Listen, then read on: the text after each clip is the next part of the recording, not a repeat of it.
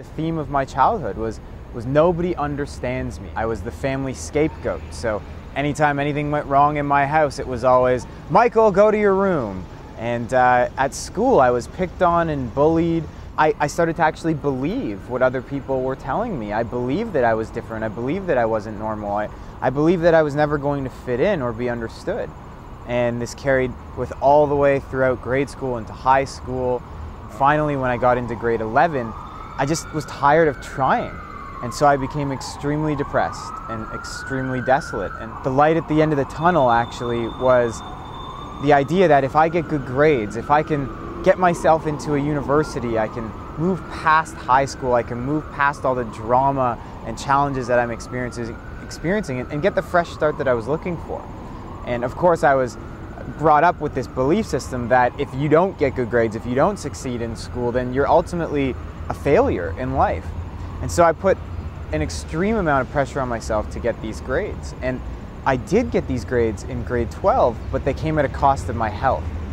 And the pressure that I was putting on myself just started to deteriorate and showed up in the form of a stomach sickness. The only way that I knew how to respond was try harder, push harder, just get to that finish line. And so I got to the proverbial finish line and I got the grades I needed and I moved off to university and I thought, oh, I'm leaving all these challenges behind. Little did I know that any of this was actually being caused internally at the time. I go off to university, have an amazing first year. I leave behind all of the labels and the judgments and I start fresh, and for the first time in my life I experience fun. But the only challenge is that I forgot to study. And with these very below average grades and that belief system that says if you don't get good grades then you're a failure, that pressure started coming back and that voice started coming back and saying, Michael, you've got to do better, you've got to try harder.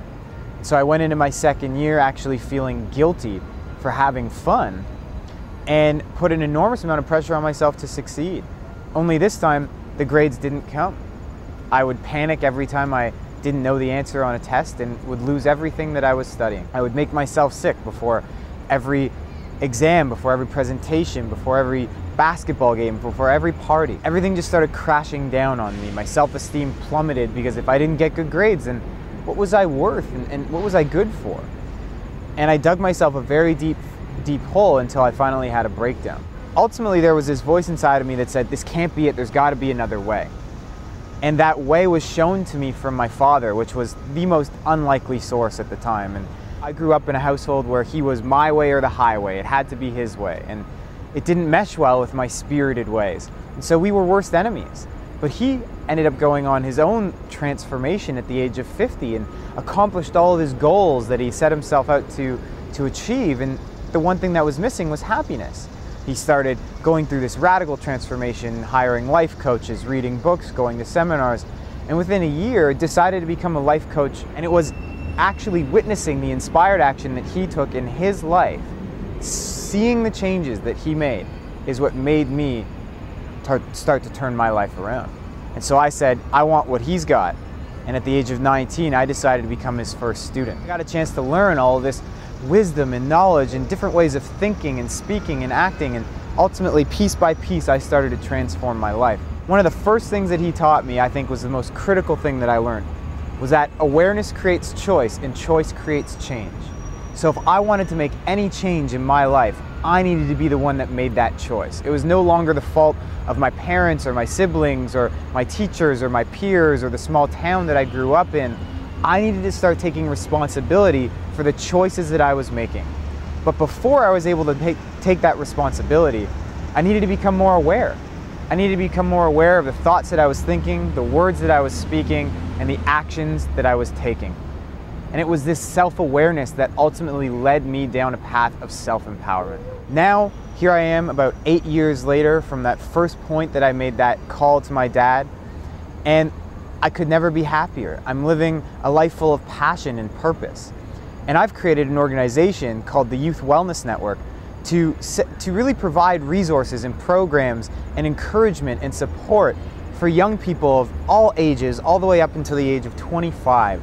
Because when I was going through what I went through, there was nothing accessible and there was nothing relatable, and I had to find it all on my own.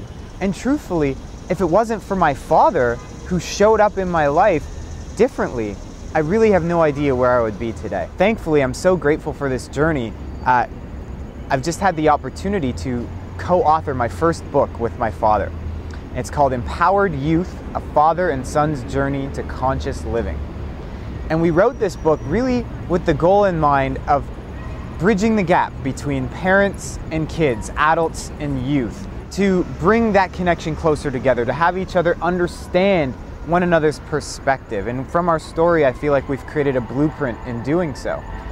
And ultimately, our belief is that if we are going to empower the next generation, if we are going to empower youth, we need to live the empowered version of ourselves first. When we live the empowered you, anything is truly possible.